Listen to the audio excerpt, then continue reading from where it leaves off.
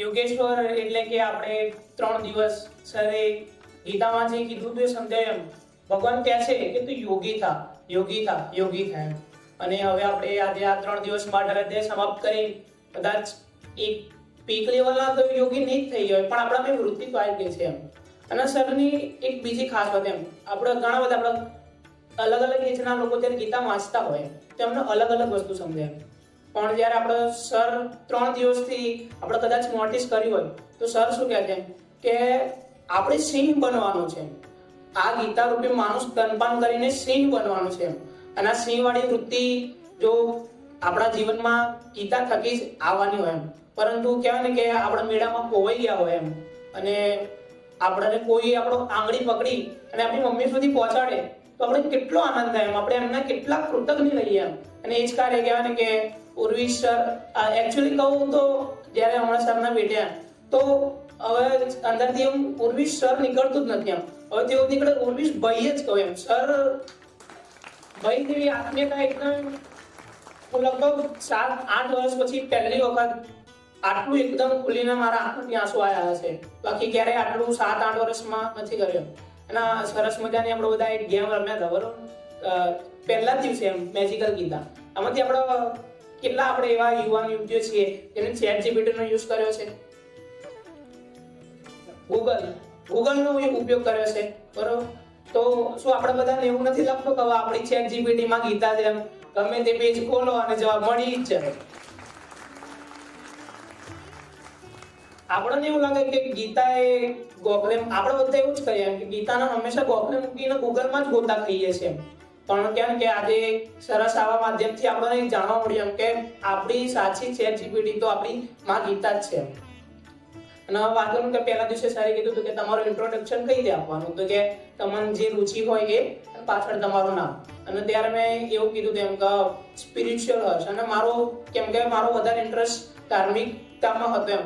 પણ આજે આપણે જોઈએ ને તો આપણે બધી ધાર્મિક વસ્તુ ક્યાંથી શીખ્યા? બહુ ઓછા આપણે એવા લોકો હોય છે એમ કે જે શાસ્ત્રમાંથી શીખ્યા છે.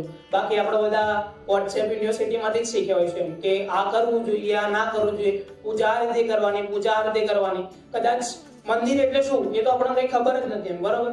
મંદિર એટલે પ્રભુ ઉપર વિશ્વાસ એ આપણને ગીતા થકી સરે સમજાવ્યું એમ. મંદિરનો અર્થ શું કે ત્યાં મળીને સમાજનું કાર્ય થાય, ભગવત કાર્ય થાય એના માટે મંદિર.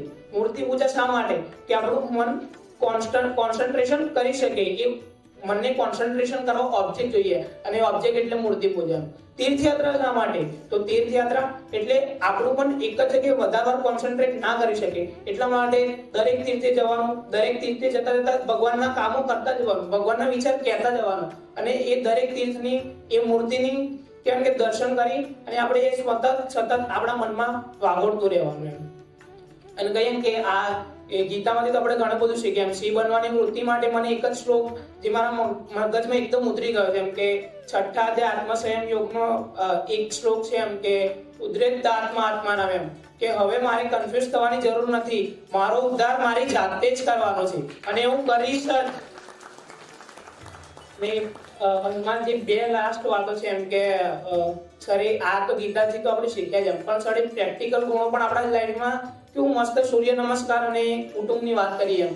સૂર્ય નમસ્કારથી સ્વામી વિવેકાનંદ કેમ કે મારા આઈડલ છે એટલે એમ કે first class mind in third class body A crime છે એમ કે જો મારું માઇન્ડ ફર્સ્ટ ક્લાસ હશે પણ જો મારી બોડી ફિટ નહીં હોય તો એ કંઈ કામનું નથી એમ. એટલે સૂર્ય નમસ્કાર દ્વારા એ સરસ સૂર્ય ઉપાસના સમજાઈ સરે અને આપણા કુટુંબ સાથે બેસવાની ગીતાની પરસ્પરમ ભાવ યંતાથી આપણે કહેવાય કે એકબીજામાં આપણો ભાવ નિર્માણ કર્યો.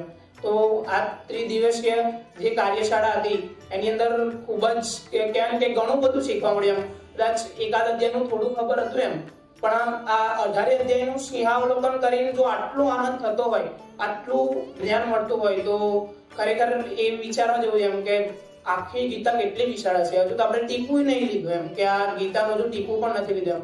એના માટે કહેવાય ને કે કદાચ આ કાર્ય થવાનું તો હશે જ બરોબર પરંતુ આ કાર્યમાં નિમિત્ત બનનાર સર જે KSU યુનિવર્સિટી એમણે આટલું સરસ કેમ કે કાર્ય એટલા માટે ભગવત કાર્ય થઈ જાય કેમ કે નિસ્વાર્થ છે એમ.